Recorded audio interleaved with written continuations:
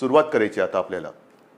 ही सुरुवात करताना लॉकडाऊन करणं हा एक भाग झाला आणि सगळं हळूवार उघडणं हा दुसरा भाग झाला.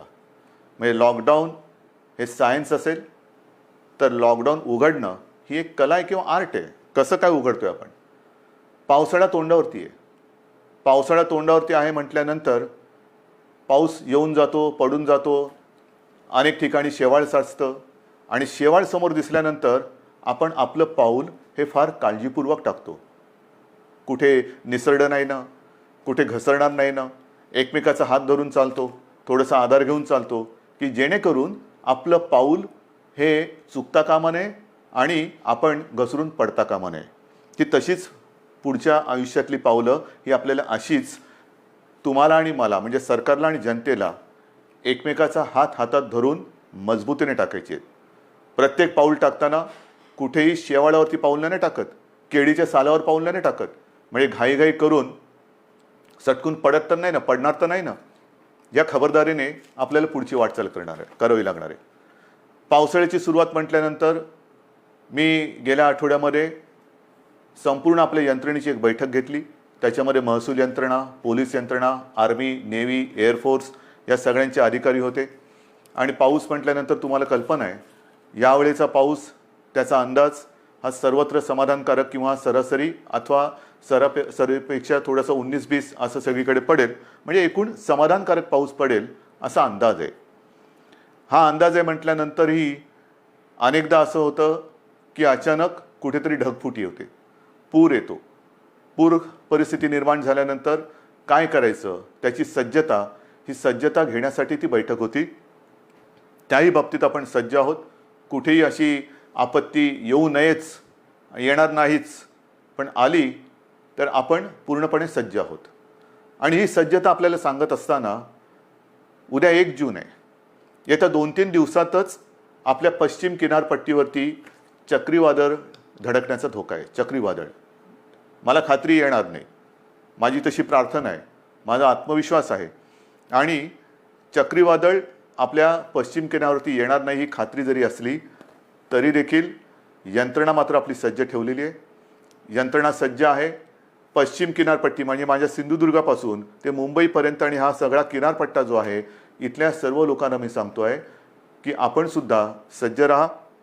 असंही आतापर्यंत आपण घराबाहेर पडलेलो नाहीच आहोत, पण खास करून माझ्या मच्छीमार बांधवांना सांगतोय की तुम्ही येत्या एक 4-5 दिवसात समुद्रात जाऊ नका. कारण ते वादळ घोंगावत आहे. कुठे जाईल, कसं जाईल, दिशा अजून ठरलेली नाही आहे. आपल्या दिशेने येत आहे, ती दिशा बदलून ते दुसरीकडे जाऊही शकेल आणि ते जाईलही नक्की. पण आपण मात्र सज्ज राहिलं पाहिजे. आणि ही खात्री बाळगल्यानंतर, खात्री एक सज्जता आपली घेतल्यानंतर, दाखवल्यानंतर पुनश्च हरिओम म्हणजे काय? कारण केंद्र सरकारने त्यांची सूचनावली दिलेली आहे, काय काय करायचं, काय करायचं नाही आणि कुठे कुठे कसं कसं काय काय आहे. पहिल्या प्रथम मी आपल्याला सांगू इच्छितो की कोरोनासोबत जगायला शिका. कोरोनाचा मुकाबला करता करता जगायला शिका. हे आत्तापर्यंत आपल्याला सगळ्यांना सल्ले देण्यात आलेले, सगळ्यांकडनं मी पण ऐकतोय, आपणही ऐकताय. पण हे ऐकताना जे मी यापूर्वी आपल्याला सांगितलेलं आहे की बाहेर पडताना तोंडावरती मास्क हा अनिवार्य आहेच, नक्कीच आहे. तोंडावरती मास्क लावणं अत्यंत अत्यंत गरजेचं आहे. हात सतत धुत राहणं हे फार महत्त्वाचं आहे. उगाच इकडे तिकडे जाताना कारण नसताना कुठेही हात लागला आणि कंटाळा आला म्हणून मास्क काढला आणि तोंडावरती हात फिरवला, डोळ्याला हात लागला, तोंडाला हात लागला, मग 24 तास तुम्ही मास्क लावला आणि 5 सेकंद मास्क काढून तो हात न धुता तुम्ही तोंडाला लावला तर 24 तास मास्क लावण्याचा काही परिणाम होणार नाही. तुम्हाला संसर्गापासून जर का जपायचं असेल तर नुसतं मास्क लावणं नाही तर कुठेही हात लावल्यानंतर किंबहुना तोंडाला हात लावू नका, चेहऱ्याला हात लावू नका. हा पहिला नियम हा पुढचे काही काळ किंबहुना पुढच्या आयुष्यात आपल्याला अत्यंत काटेकोरपणाने पाळावंच लागणार आहे. बाहेर पडताना सुद्धा आपण टप्प्याटप्प्याने पडतो आहोत. अनेक जणांना घाई झालेली आहे, मला कल्पना आहे. आता काय झालं ना, आता उघडा ना, उघडतो ना, हळूहळू करू ना आपण सगळ्या काही गोष्टी. ह्या सगळ्या गोष्टी इतर देश काय करतायत? काही देशांनी लॉकडाऊन केलाच नव्हता, टाळेबंदी केलीच नव्हती. त्यांची काय स्थिती आहे तेही आपण बघतो आहोत. काही जणांनी लॉकडाऊन केला, तो उठवला, उठवल्यानंतर तिकडे काय परिस्थिती निर्माण झाली तेही आपण बघतो आहोत. कालच मी एक बातमी पाहिली की एका देशाने शाळा सुरू केल्या आणि त्या पुन्हा बंद करावं लागल्या. म्हणजे थोडीशी उघडझाप ही सगळीकडे चाललेली आहे. मला असं वाटतं आपण उघडझाप नाही करायची. आपण एकदा जी गोष्ट आपण चालू करू ती सुरूच ठेवायची. आणि तेवढी शिस्त, तेवढा संयम हा आता गेल्या 2 महिन्यात आपल्याकडे आलेला आहे. स्वयंशिस्त म्हणा किंवा एक जिद्द म्हणा, ही आपल्या अंगी आपण आणलेली आहे. जी गोष्ट आपण ज्याची सुरुवात करू ती पुन्हा बंद करण्यासाठी नाही, अजिबात नाही. आणि म्हणून मला असं वाटतं की हा एक वादळाचा धोका आहे, तो किनारपट्टीला आहे. त्या किनारपट्टीमध्ये आपण दक्षता तर घेतोच आहोत, पण इतरत्र संपूर्ण महाराष्ट्रामध्ये 3 तारखेपासून आपण थोडेसे हातपाय हलवायला सुरू करूया. एक हातपाय हलवायला सुरू करूया. हातपाय हलवायला सुरुवात करायची म्हणजे काय करायचं, तर अनेक जण हे सकाळी फिरायला जातात, चालायला जातात, संध्याकाळी जातात. काही माझी तरुण युवक मुलं ही व्यायाम करतात, आउटडोअर व्यायाम. आउटडोअर अजूनही जिम, स्पा ह्यांना आपण चालू करायला परवानगी दिलेली नाही. जिथे गर्दी होऊ शकेल त्या गर्दीला परवानगी अजूनही दिलेली नाही. कोणत्याही सभा समारंभ आणि एकत्रित येण्याला परवानगी नाही. आणि म्हणून मी आपल्याला सांगतोय की बाहेर फिरताना सुद्धा आपण अंतर ठेवून फिरायचं आहे. एकमेकापासून जेवढं अंतर ठेवू ते अंतरच आपल्याला ह्या कोरोनापासून अंतर ठेवायला मदत करणार आहे. त्याच्यामुळे बाहेर पडल्यानंतर अनेक दिवसानंतर आपले आप्तेष्ट भेटतील, मित्रमंडळी भेटलीच पाहिजेत. नाही भेटून चालणार कसं, भेटलीच पाहिजेत. पण भेटल्यानंतर एका अंतरावरून आपण त्याच्याशी हाय हॅलो करा, नमस्कार वगैरे करा. जास्त गप्पा टप्पामध्ये एकत्रित येऊन रंगून जाऊ नका, दंगून जाऊ नका, कारण अजूनही ती वेळ आलेली नाही. ही आता पहिल्यांदा आपण एक ट्रायल करतो आहोत, ट्रायल घेतो आहोत. 3 तारखेपासून याची सुरुवात करतो आहोत. 5 तारखेपासून आपण असा एक निर्णय घेतोय की आजपर्यंत सगळे व्यवहार आपले ठप्प होते, सगळी दुकानं आपली हे आपण बंद ठेवली होती. आता आपण काय करतोय, शहरं जी आहेत, लहान मोठी शहरं आहेत, तिकडे रस्त्याच्या दुतर्फा असलेली जी दुकानं आहेत, म्हणजे याही बाजूला दुकानं आहेत, याही बाजूला दुकानं आहेत, आपण 5 तारखेपासून सुरुवातीला एका बाजूची दुकानं उघडायची, मग ती एकदा झाल्यानंतर ह्या बाजूची, असं अल्टरनेट एक करत अंदाज घेणार की कशा पद्धतीने आपण सुद्धा ही सवय अंगी बांधवून कसं काम करत आहात. गर्दी अजिबात करायची नाही, कारण यापूर्वीसुद्धा आपण थोडे प्रयोग केले. ही जी झुंबड उडाली, नाईलाजाने आपल्याला ते बंद करावं लागलं. यापुढे ह्या गोष्टी होता कामा नयेत. ह्या गोष्टी टाळूनच आपण जे सुरू करू ते सतत आणि कायमचं सुरूच ठेवू. एक वेगळा आदर्श महाराष्ट्रापासून देशाने आणि जगाला घेतला पाहिजे की बघा महाराष्ट्र किती शिस्तबद्ध आहे, किती शिस्तबद्ध आहे. याने एकदा सुरू केलं, कदाचित इतरत्र ते बंद झालं असेल, पण महाराष्ट्राने नाही बंद होऊ दिलं. एवढा विश्वास माझा तुमच्यावरती आहे. तर एक 5 तारखेपासून दुकानं आपण चालू करू आणि नंतर पुढचा जो रविवार आहे आपलं, सोमवार आहे, तो 8 तारीख आहे. या 8 तारखेपासून आपण आपले कार्यालय सुरू करतो आहोत. कार्यालय सुरू करतो. तुम्हाला मी मंत्रालयाचं उदाहरण दिलं. सुरुवातीला मंत्रालय सगळं बंद करत असताना 50%, 25%, 5% मध्ये एक काळ तर असा आला की 100% बंद करावं लागलं. मग हळूहळू पुन्हा 5%वर आणलं. आता आपण आपली ऑफिसेस जे आहेत त्या ऑफिसेसमध्ये आपल्या कर्मचाऱ्यांची संख्या ही साधारणतः 10% उपस्थितीवरून सुरू करू. एक 10% उपस्थितीने सुरू करू. त्याला काय आपल्याला अनुभव येतोय, केसेस वाढत आहेत का?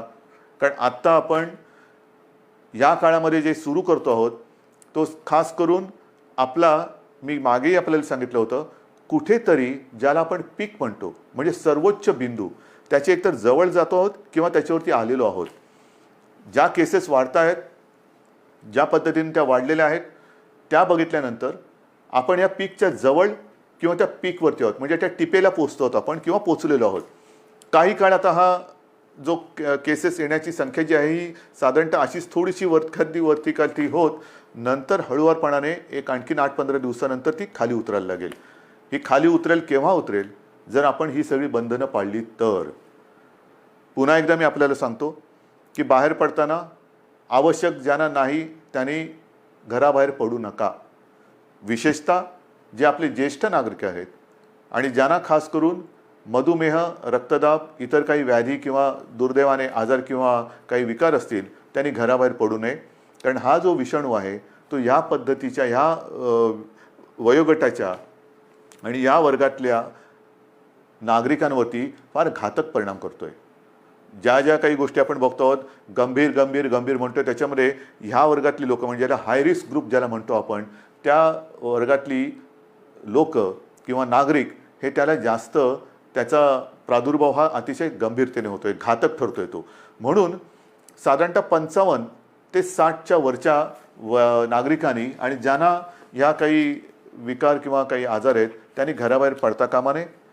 हे जरी घरात राहिले तरी मग प्रश्न येतो, जे घराबाहेर पडणार आहेत साधारणतः मध्यमवयीन किंवा युवा, त्यांनी घराबाहेर पडल्यानंतर घरात गेल्यानंतर आपल्याला ज्येष्ठ आपले माता पिता आहेत, आई वडील आहेत, आजी आजोबा असतील, आणखीन कोणी ज्येष्ठ आपले नातेवाईक असतील, त्यांना आपल्याकडनं अनावधानाने सुद्धा हा संसर्ग होऊ द्यायचा नाही आहे.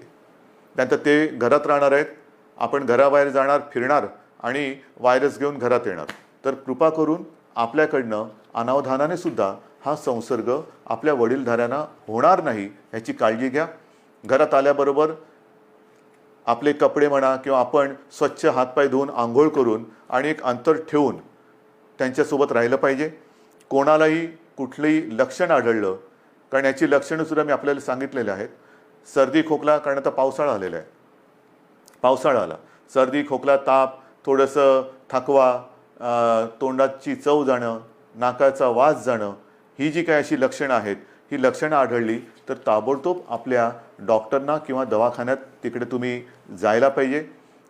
लक्षणं वेळेत ओळखून जर आपण उपचार सुरू केले तर बरे होणाऱ्यांची संख्यासुद्धा खूप आहे, मोठी आहे संख्या. म्हणजे ती संख्या जर का मी तुम्हाला सांगितली तर एक दिलासादायक नक्कीच ती संख्या आहे. आत्तापर्यंत आज महाराष्ट्रामध्ये केसेस किती आहेत? महाराष्ट्राचा विचार केला तर साधारणतः 65,000 केसेस आहेत, 65,000 केसेस. पण या 65,000 केसेस कशा आहेत? ह्या आपला पहिला रुग्णसुद्धा याच्यात धरला जातोय. म्हणजे हे गेल्या वेळेला मी आपल्याला सांगितलं होतं की सुरुवातीला ज्याच्यामुळे कळलं की कोरोना आपल्या शहरामध्ये किंवा आपल्या राज्यामध्ये आलेला आहे, तो रुग्ण आज बरा होऊन घरी पण गेला, कधीच गेला, पण तरीसुद्धा तो पहिला रुग्ण ह्या 65,000 धरला जातो. हे चूक आहे, ही चूक आहे. आणि तसं जर बघितलं तर आत्तापर्यंत 65,000मधून 28,000च्या आसपास हे रुग्ण बरे होऊन, खडखडीत बरे होऊन घरीसुद्धा गेलेले आहेत. 28,000च्या आसपास. काही दुर्दैवाने जे काय मृत्यू घडले तोही आकडा आहे. पण ह्या आता जे आपल्याकडे रुग्ण ज्यांना म्हणतो म्हणजे ॲक्टिव्ह केसेस जे पॉझिटिव्ह आहेत, त्याच्यामध्ये आजचा आकडा आहे साधारणतः 34,000 आहे. या 34,000मध्ये साधारणतः 24,000 रुग्ण हे असे आहेत की त्यांना कोणतीही लक्षणं नाही, त्यांना कोणत्याही औषधोपचाराची आज गरज नाही, ते आपल्या क्वारंटाईनमध्ये आहेत. काही पॉझिटिव्ह असल्यामुळे आयसोलेशनमध्ये आहेत. पण या 24,000मध्ये सुद्धा साधारणतः मध्यम ते थोडी तीव्र अशा लक्षणाचे आपल्याकडे साधारणतः 9,500 आहेत. म्हणजे महाराष्ट्राची परिस्थिती हाताबाहेर गेली. मुंबईमध्ये सगळी वातात लागलेली आहे. लष्कराला बोलवा, राष्ट्रपती राजवट लावा, त्यांना म्हणे हे आकडे बघा, हे आकडे बघा ना, हे आकडे बोलके आहेत. हे का आपण करू शकलो? 9,500 यांना साधारणतः मध्यम ते तीव्र लक्षणं आहेत आणि त्याच्यापैकी साधारणतः 1200 जण मात्र हे थोडे गंभीर आहेत. त्याच्यापैकी 200 जण हे व्हेंटिलेटरवरती आहेत. म्हणजे 65,000 जो आकडा आपण ऐकतो आहोत आणि बापरे महाराष्ट्रामध्ये काय चाललंय, मुंबईमध्ये काय चाललंय, काय सरकार काय काम करते की नाही आहे, तर 65,000 आकड्यामध्ये 28,000 घरी गेलेले आहेत आणि अतिगंभीर जर म्हटले तर 200 रुग्ण हे व्हेंटिलेटरवरती आहेत. आता व्हेंटिलेटरवरती सुद्धा जे आहेत यापैकी सुद्धा काही जण हे म्हणजे आत्ताचे नाहीत, आत्तापर्यंतच्या 65,000तले मी बोलतोय, यापैकी काही जण व्हेंटिलेटरवरनं सुद्धा व्यवस्थित बरे होऊन घरी गेलेले आहेत. ही वस्तुस्थिती आहे, ही वस्तुस्थिती आहे.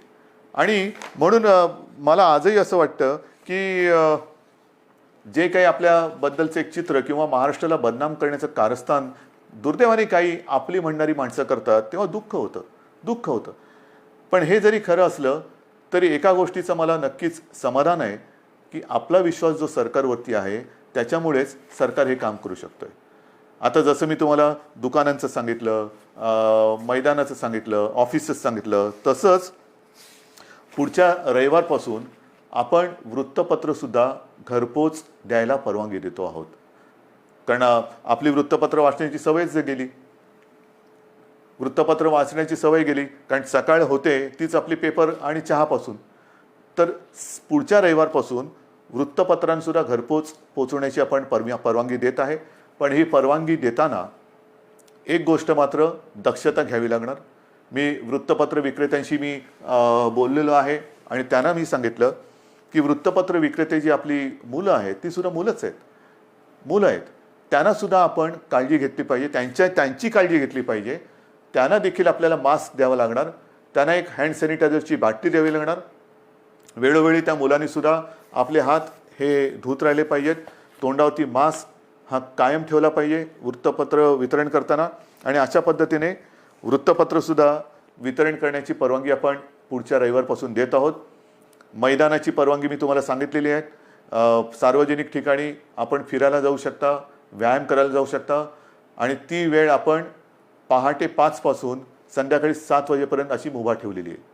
पहाटे 5 म्हणजे ज्यांना आपण मॉर्निंग वॉक जो म्हणतो, ज्यांची सवय आहे लवकर उठून फिरायला जायचं, आपण पुन्हा एकदा सकाळी 5 वाजल्यापासून पहाटे 5 वाजल्यापासून संध्याकाळी 7 वाजेपर्यंत या सगळ्या सार्वजनिक स्थळांचा म्हणजे मैदानं असतील, सी फेस आहे आपला, इतर ग्रामीण भागातल्या काही गोष्टी असतील, तलाव आहेत, कुठेही इकडे या पहाटे 5 ते संध्याकाळी 7 वाजेपर्यंत आपण निश्चित निसर्गाच्या सान्निध्यात जाऊ शकता, फिरू शकता, मैदानी व्यायाम करू शकता.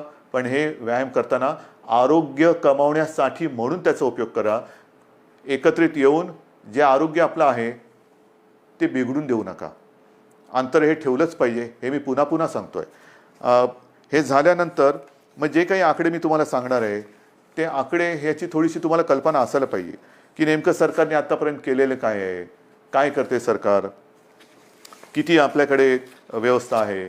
तर ज्या वेळेला हे संकट कोरोनाचं आलं, कोणालाच कल्पना नव्हती की हे किती वाढेल आणि त्याच्यासाठी तयारी किती करावी लागेल. म्हणजे साधी गोष्ट आहे की आपल्याकडे राज्यामध्ये प्रयोग म्हणजे ज्या टेस्टिंग लॅब ज्या आहेत त्या नाही आहेत अशातला भाग नाही. पण याच्यासाठी जी टेस्ट करावी लागते त्याची सुविधा ही फक्त 2 ठिकाणी होती. एक आपल्या कस्तुरबामध्ये आणि पुण्याच्या NIVमध्ये. ही कस्तुरबाची सुद्धा जी लॅब आहे ती आपण साधारणतः 2007 साली मुंबई महापालिकेच्या माध्यमातून केली म्हणून ती दुसरी होती, नाहीतर फक्त एकच होती. त्याच्यात कस्तुरबा आपण केली, त्या 2 लॅब होत्या.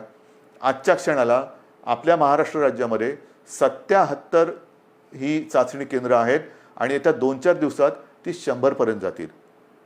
म्हणजे 2 पासून 77, 77 पासून 100. आणि माझा प्रयत्न असा आहे की येत्या पावसाळ्यामध्ये टेस्टची संख्या आणि त्याची उपलब्धता ही आणखीन वाढवण्याची गरज आहे. कारण पाऊस म्हटल्यानंतर भिजणं हे आलंच, सर्दी खोकला शिंकणं, थोडा ताप, फ्लू हा आलाच. आणि तो आल्यानंतर लॅबची संख्या वाढवणं, चाचण्यांची क्षमता वाढवणं आणि त्याचबरोबर ह्या टेस्ट ज्या आहेत, ह्या चाचण्या ज्या आहेत त्या केंद्र सरकारशी सुद्धा आपण बोलतो आहोत की त्याची जी किंमत आहे, त्याची जी एक किती पैसे त्याला लागतात ती किंमत ही आपल्याला खाली आणायची, सर्वसामान्यांच्या आवाक्यामध्ये ती आणायची. सरकारकडनं तर आपण मोफत करतोच आहोत, पण ज्याला कोणाला असं वाटलं की मला थोडंसं अस्वस्थ वाटते, मला टेस्ट करून घ्यायची आहे, तर त्यांनी ती टेस्ट करून घेण्यासाठी त्याला त्याच्या गावात, त्याच्या शहरात, त्याच्या घराच्या आजूबाजूला जास्त लांब न जाता कुठे आपण किती प्रमाणात उपलब्ध करून देऊ शकतो ते सुद्धा आपल्याला करायचं आहे. तर ही एक लॅबची संख्या आपण वाढवलेली आहे, आणखीन वाढवतो आहोत. मग अनेकदा अशी तक्रार येते की रुग्णाला बेडच मिळत नाही आहे. दुर्दैवाने थोड्याफार प्रमाणात ही तक्रार खरी आहे आणि ती तक्रार एकसुद्धा असता कामा नये ह्याच्याकडे सरकारचं लक्ष आहे. पण त्याच्याकडे जर का आपण बघितलं तर जे मी आपल्याला सांगितलं की आपल्याकडे ह्या लॅबची संख्या ही 2 होती, 2ची 77 आणि 77ची आता आपण 100 आणि पुढच्या काळात 100हून अधिक करतो. तसं आपल्या राज्यात इन्फेक्शनसाठी जी हॉस्पिटल्स होती ती फक्त 3 होती. आयसोलेशन सुविधा ज्याच्यात असतील अशी 3 होती. आता ती जवळपास 2576, 2500च्या आसपास आपण केलेले आहेत. मग 3 पासून 2500. बेड्स किती होते? बेड्स साधारणतः 400च्या आसपास होते आयसोलेशन. ते आता 2.5 लाखाच्या वर महाराष्ट्रामध्ये झालेले आहेत. महाराष्ट्रात 2.5 लाखाच्या वर. त्याच्यामध्ये साधारणतः 25,000 बेड्स हे ऑक्सिजनची सुविधा देऊ शकतील अशी आहेत. कारण आपल्याला मी जे सांगितलं की आत्तापर्यंत जे रुग्ण आपले हॉस्पिटलमध्ये उपचार घेत आहेत त्यांच्यापैकी 200 जण व्हेंटिलेटरवर आहेत. म्हणजे व्हेंटिलेटर फार थोड्या जणांना लागत आहेत, कोणालाही लागूच नाहीत, पण फार थोड्या जणांना लागत आहेत. जास्तीत जास्त रुग्णांना ऑक्सिजन लागतोय. ऑक्सिजनची सुविधा देणारे बेड्स हे आपण मोठ्या प्रमाणावरती तयार केलेले आहेत, आणखीन सुद्धा करतो आहोत. ICU बेड्ससुद्धा सुरुवातीला 250 होते, ते साधारणतः 8,500च्या आसपास आपण नेलेले आहेत. म्हणजे एवढी सुविधा आपण करतो आहोत, एवढी मोठी सुविधा आपण केलेली आहे. मला जी मी तुम्हाला सांगितलं की जम्बो फॅसिलिटी किंवा फील्ड हॉस्पिटल्स मुंबईमध्ये आहे, ठाण्यामध्ये आहे, ज्या ज्या शहरांमध्ये मी सूचना दिल्या आहेत, मग संभाजीनगर असेल, पुणा आहे, आणखीन कुठेही जिथे जिथे फील्ड हॉस्पिटलची आवश्यकता आहे तिथे त्यांना सूचना दिलेल्या आहेत की तुम्ही ते करा. म्हणजे एकेका ठिकाणी आपण 1,000, 2,000च्या बेडची सुविधा करतोय. गोरेगावला तर साधारणतः 3,000 बेडची सुविधा करतोय. इतर देशांनी, इतर राज्यांनी अशी सुविधा किती जणांनी उपलब्ध केली असेल, किती जणांनी संख्या वाढवली असेल, हे आता सगळीकडे स्पष्ट झालेलं असेलच. पण महाराष्ट्राने मात्र गेले 2 महिने उपचाराकडे लक्ष दिलेलं आहे, सुविधांकडे लक्ष दिलेलं आहे. आपण आपला टास्क फोर्स निर्माण केलेला आहे आणि हा टास्क फोर्स अक्षरशः अहोरात्र मेहनत करून, अविश्रांत मेहनत करून साधारणतः गाईडलाईन देतोय. आपलं मोठं जे आव्हान आहे की एकतर हा संसर्ग रोखणं, त्याची तीव्रता कमी करणं आणि मृत्यूदर हा कमीत कमी किंवा शून्यावरती आणणं. मृत्यूदर हा अजूनही मला खाली आणायचा आहे. आणि तो खाली केव्हा येईल? कारण आजही काही ठिकाणी असं लक्षात येते की जो कोणी रुग्ण आहे तो अगदी शेवटच्या टप्प्यामध्ये हॉस्पिटलमध्ये दाखल होतोय, अगदी शेवटच्या टप्प्यात. म्हणजे मी मागे आपल्याला कदाचित सांगितलं असेल की माझाच एक चांगला कार्यकर्ता, अत्यंत चांगला निष्ठावान कार्यकर्ता शेवटच्या टप्प्यात हा हॉस्पिटलमध्ये गेला, स्वतःहून गेला आणि तपासणी करतानाच तो कोसळला. काहीच करू शकले नाही डॉक्टर. म्हणजे त्याची कदाचित चाचणी पण करता आली नसेल. हे अंगावरती दुखणं काढू नका. अंगावरती दुखणं काढल्यानंतर मग मात्र त्याला उपचार नाही आहेत. अनेक जण जे वाचून घरी गेलेले आहेत ते वेळेमध्ये आपल्याकडे आलेले आहेत. अगदी दुर्दैवाने काही व्हेंटिलेटरवरती जाऊन सुद्धा सुदैवाने खडखडीत बरे होऊन घरी गेलेले आहेत. वेळेत आले तर उपचार होतात. मी मागे सारखं मागे बोलतो, कारण या काही दिवसात एवढ्या जणांशी मी बोलतोय की नेमकं तुमच्याशी बोललो का इतराशी कोणाशी बोललो हे लक्षात येत नाही. तर त्यावेळेला मी सांगितलं होतं की जर का मृत्यूदर खाली आणायचा असेल आणि तो येतोय, नक्कीच येतोय, आलेला आहे, तर डॉक्टर आपल्याकडे सज्ज आहेत. पण डॉक्टरना 2 गोष्टी वेळेत मिळाल्या पाहिजेत. एक म्हणजे औषधं, ती औषधं आपण त्यांना देतो. आणि सगळ्यात महत्त्वाचा भाग म्हणजे पेशंटसुद्धा वेळेमध्ये जर का डॉक्टरांच्या हातात आला तर डॉक्टर, तुम्हाला कल्पना नाही, अक्षरशः एखाद्या योद्ध्याला साजेल असा पराक्रम करतायत. कोणत्याही टोकाला जाऊन त्याला वाचवण्याची शर्थ करतायत आणि त्याला मी तर म्हणेन यशसुद्धा येते. आता ही आरोग्यविषयक तुम्हाला माहिती दिल्यानंतर साधारणतः एक महत्त्वाचा मुद्दा होता, तो म्हणजे इतर राज्यातले मजूर. या मजुरांना सुद्धा आपण आत्तापर्यंत 12 लाख किंबहुना त्याच्याहून जास्त असेल, माझ्याकडे आकडा आहे माझ्याकडे, 12 लाखापेक्षा नाही, हे बघा, सुमारे 16 लाख मजुरांना रेल्वे आणि बसेसने आपण इतर राज्यात सोडलेली. सुमारे 16 लाख लोकांना रेल्वेतनं आणि बसेसमधून आपण परराज्यात सोडलेलं आहे. साधारणतः 800 ट्रेन्स, 11 लाखाच्या वरती.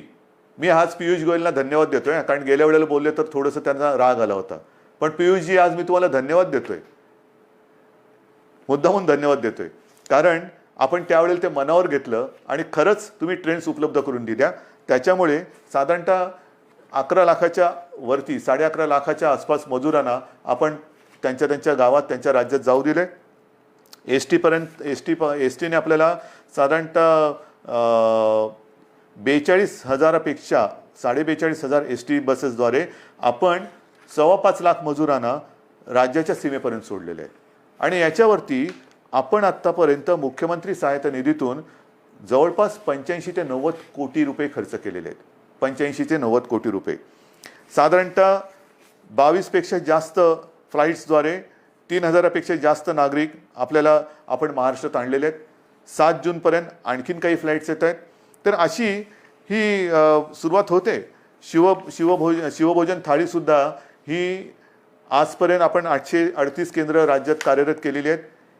1 ते 30 मे, फक्त 1 ते 30 मे या काळात या शिवभोजन थाळीच्या योजनेतून आपण 32,77,778 शिवभोजन थाळ्याच्या माध्यमातून एवढ्या लोकांना, म्हणजे 32 लाखाच्या आसपास लोकांना आपण भोजन देण्याची व्यवस्था केलेली आहे.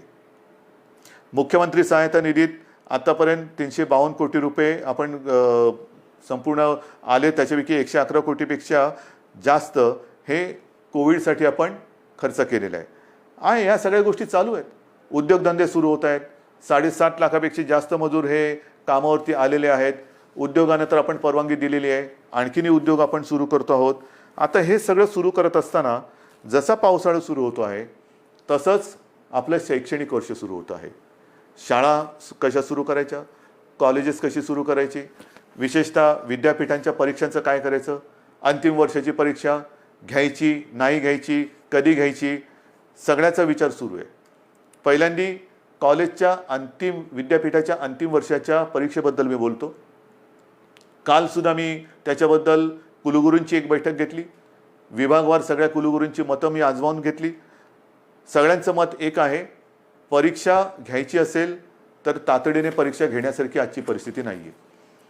कारण ते कुलगुरू जरी असले, मी मुख्यमंत्री जरी असलो तरी आमच्यातला पालक हा आजही जिवंत आहे.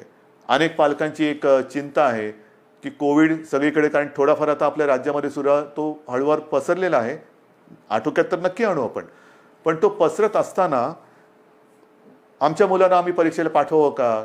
काही लाख विद्यार्थी हे परीक्षेसाठी एकत्र येणार, किती अंतर ठेवणार, पेपर कसे वाटणार, पेपर तपासणार कसे, मग काय करायचं? म्हणून आपण एक सगळ्यांनी मिळून एक असा तोडगा काढलेला आहे की अंतिम वर्षाच्या ज्या परीक्षा आहेत त्या परीक्षा घेण्यापूर्वी एक असा मुद्दा आला आणि मला असं वाटतं तो बरोबर आहे. आपण एक निर्णय असा घेतलेला आहे की साधारणतः जेवढे सेमिस्टर झालेले आहेत त्यांची सरासरी काढून त्या विद्यार्थ्यांना मार्क्स द्यायचे आणि त्या विद्यार्थ्यांना तसं पास करायचं. कारण साधारणतः गेले किती सेमिस्टर झाले असतील, किती वर्षाचे झालेत, ते एक सरासरी काढली तर आपण त्या सरासरीचा विचार करू शकतो आणि ते ॲग्रिगेट करून त्यांना पास करायचं की जेणेकरून त्यांचं आयुष्य थांबणार नाही. परीक्षा कधी घेणार? जूनमध्ये घेऊ शकतोय? नाही. जुलैमध्ये घेता येईल? सांगता येत नाही. ऑगस्टमध्ये येईल? कल्पना नाही. मग कधी घेणार आपण परीक्षा? मग तोपर्यंत विद्यार्थ्यांनी करायचं काय? नुसतं ताटकळून राहायचं, लोंबकळत राहायचं? अजिबात नाही. शिक्षणाचा खेळखंडोबा हा होऊ द्यायचा नाही. ज्या मुलांनी अंतिम परीक्षेपर्यंत आपला अभ्यासक्रम पूर्ण केलेला आहे, केवळ आत्ता परीक्षा घेऊ शकत नाही म्हणून त्या कॉलेजच्या उंबरठ्यावरती त्यांनी जर का त्यांना अडून ठेवलं तर तो उंबरठा पार करून ते आपल्या जगामध्ये प्रवेश कधी करणार, ते पाऊल कधी टाकणार?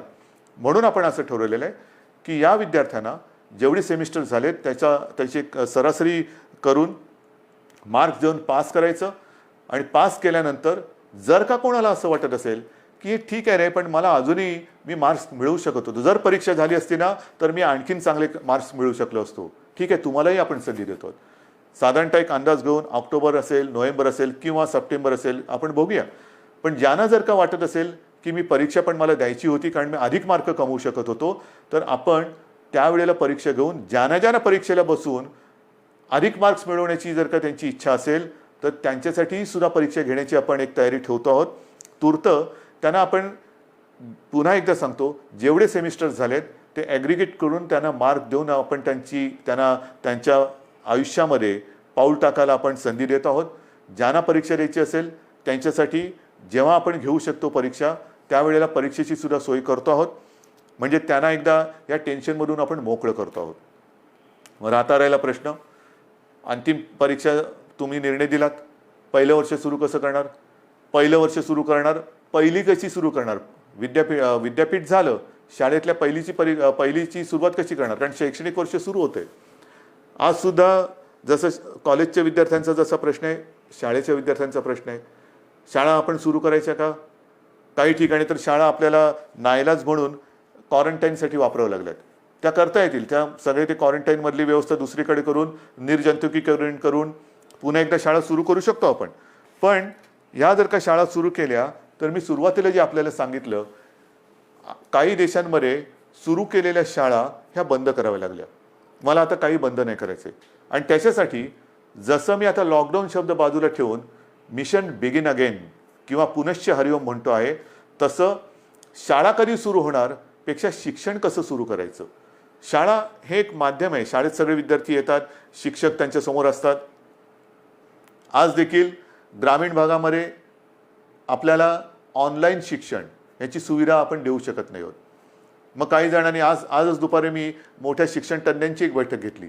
अनेक जणांनी हे सगळे पर्याय सांगितले की आमच्याकडे शाळा सुरू करू शकतो, कारण ग्रामीण भागामध्ये आम्ही हे करू शकतो. काही जणांनी सांगितलं शाळेमध्ये सुद्धा एक दिवसाआड शाळा सुरू करायची का. काही जणांनी सांगितलं आम्ही ऑनलाईन शिक्षण तर आधी सुरू केलेलंच आहे. मी त्यांना असंच म्हटलं की शाळा सुरू करण्यापेक्षा शिक्षण सुरू करायचं आहे. जर आपल्याला ग्रीन झोनमध्ये किंवा जिथे प्रादुर्भाव नसेल, अत्यंत सुरक्षित सगळं अंतर वगैरे ठेवून ग्रामीण भागात शाळा सुरू करू शकत असू, तिकडे पूर्ण खबरदारी घेऊन आपण शाळा सुरू करू शकतो का, ही शक्यता मला काही दिवसात सांगा. शहरांमध्ये ऑनलाईन शिक्षण हे कसं सुरू करायचं त्याच्यावरती आपण विचार सुरू केलेला आहे. ऑनलाईनमध्ये मग काही मोबाईल कंपन्यांशी आपण बोलू की काही डेटा तुम्ही कसा देऊ शकता आम्हाला, टी व्हीद्वारे कसं आपण देऊ शकतो, रेडिओच्या माध्यमातून कसं करू शकतो, ई लर्निंग म्हणजे SD कार्ड देऊन आपण कसं सुरू करू शकतो. लॅपटॉप किंवा टॅब, ज्यांच्याकडे लॅपटॉप आहेत त्यांच्याकडे टॅब आहेत, ज्यांच्याकडे काही फोन आहेत त्याच्यात SD कार्ड टाकून ई लर्निंगद्वारे सुरू करू शकतो का. आठवड्यातून शाळेमध्ये किती दिवस येऊ शकतो. शाळेचं निर्जंतुकीकरण वगैरे ती जबाबदारी सरकारची, त्याच्यात तुम्ही काळजी करू नका. स्वच्छता राखणे ही जबाबदारी सरकारची. पण खरंच शहरांमध्ये आपण शाळा सुरू करू शकतो का. आणि सुरू करू शकत नसू तर ऑनलाईन पद्धतीने शिक्षण आपल्याला सुरू करायला पाहिजे. थोडक्यामध्ये जिथे जिथे ऑनलाईनने आपण सुरू करू शकतो तिथे ऑनलाईनने शिक्षण सुरू करू. जिथे आपण शाळा सुरू करू शकत असू तिकडे शाळेतनं शिक्षण सुरू करू. जिथे आपल्याला वाटत असेल की समजा आपल्याला SD कार्ड देऊन आणखीन काय करून शिक्षण सुरू करायचं असेल तर तेही करू शकतोय. येत्या काही दिवसात त्याच्यावरती आपण ठोस निर्णय घेऊ. शिक्षण सुरू झालंच पाहिजे. पण मला असं वाटतं की कोरोनाने आपल्याला नक्कीच काही गोष्टी शिकवलेल्या आहेत. कोरोनाने आपल्या स्वतःकडे बघायला हे नक्कीच शिकवलेलं आहे. स्वतःकडे पाहायला शिकवलं आहे, आपल्या कुटुंबाकडे पाहायला शिकवलेलं आहे, आपल्या मुलांकडे, मग शिक्षणाकडे, आरोग्याकडे. आजपर्यंत कदाचित आरोग्य असेल आणि शिक्षण असेल यांना तेवढं प्राधान्य दिलं गेलं नसेल कदाचित. पण मला असं वाटतं की पुढचं आयुष्य जगताना जर आपण जीवनावश्यक वस्तू आणि जीवनावश्यक काही गोष्टी ह्या अशा संकटाच्या काळातही बंद होऊ न देता चालू ठेवल्या, तसंच शिक्षणसुद्धा किती मोठं संकट आलं तरी देखील कसं सुरू ठेवता येईल त्याच्याकडे आता आपल्याला लक्ष देण्याची गरज आहे. आरोग्य सुविधासुद्धा मोठ्या प्रमाणात वाढवण्याची गरज आहे. जसं आपण इकडे विशेषतः मुंबईपासून सुरुवात केली आपण, field hospitals, Bandra Kurla complex असेल, वरळीचे एक्झिबिशन ग्राउंड आहे, तिकडे मोठी फील्ड किंवा जम्बो फॅसिलिटी म्हणून हॉस्पिटल्स उभारली. मी असं ठरवलेलं आहे, आपल्या सरकारने असं ठरवलेलं आहे की येत्या काळात आरोग्याला प्राधान्य द्यायचं, शिक्षणाला प्राधान्य द्यायचं. शहरांमध्ये म्हणजे ग्रामीण भागामध्ये सुद्धा, ग्रामीण भागातली छोटी मोठी शहरं आहेत त्या शहरांमध्ये त्या जिल्ह्यांच्या आवश्यकतेनुसार इन्फेक्शन हॉस्पिटल्स, जी इतर वेळेला तिकडे काही कार्यक्रम चालतील, जसं वरळीचं आपलं गोरेगावचं एक्झिबिशन ग्राउंड आहे, तिथे इतर काही कार्यक्रम चालतात. वरळीला डोम आहे, इतर वेळेला इतर काही कार्यक्रम चालतात. ते कार्यक्रम चालू ठेवायचे, पण हॉस्पिटलची सुविधा ही तिकडे सज्ज ठेवायची. जर गरज लागली तर तिथे 2 ते 3 दिवसात हॉस्पिटल उभारता आलं पाहिजे. उभारता म्हणजे सगळ्या सुविधा ज्या आहेत, म्हणजे बेड्स या सगळ्या पटपट मांडून हॉस्पिटल सुरू होईल. इतर वेळेला लग्नसराई असेल, प्रदर्शनं असतील, कृषीची प्रदर्शनं असतील, इतर काही कार्यक्रम असतील, सभा समारंभ असतील, त्याच्यासाठी ते वापरले जातील. पण आरोग्य सुविधा मात्र जेव्हा गरज लागेल तिथे कमीत कमी वेळेत त्या आपल्याला उपयोगात आणता येतील अशा पद्धतीने राज्यभर आरोग्य सुविधासुद्धा आपण निर्माण करणार आहोत. एकूणच जे मी आपल्याला सुरुवातीला बोललो होतो की आपण खबरदारी घ्या, आम्ही जबाबदारी घेतो. आता खबरदारी आणि जबाबदारी दोन्ही एकत्र करण्याची वेळ आलेली आहे. जबाबदारी सरकारने घेतलेली आहे, खबरदारी आपण घेतलेली आहात. आता खबरदारी आणि जबाबदारी संपूर्ण वाट आपली ही असं समजा की निसरडी आहे. एकमेकाचा हात हातात धरून दोघांनाही कुठे धोका होणार नाही. म्हणजे सरकारला तसं नाही, सरकार तसं पडूच शकत नाही. तुम्ही सोबत असल्यानंतर तसं सरकार कोणी पाडू शकत नाही. मला सरकारची चिंता नाही आहे. पण आयुष्यात कुठेही आपल्याला घाईघाई करून घाई गर्दीने आपलं पाऊल चुकता कामा नये, पाऊल घसरता कामा नये. याची खबरदारी घेऊन जे करू ते ठामपणाने करू आणि जे करू ते पुन्हा बंद कधी करणार नाही या आत्मविश्वासाने एक एक पाऊल पुढे टाकत टाकत जाऊ. Mission begin again. पुनश्च हरिओम. जय हिंद, जय महाराष्ट्र.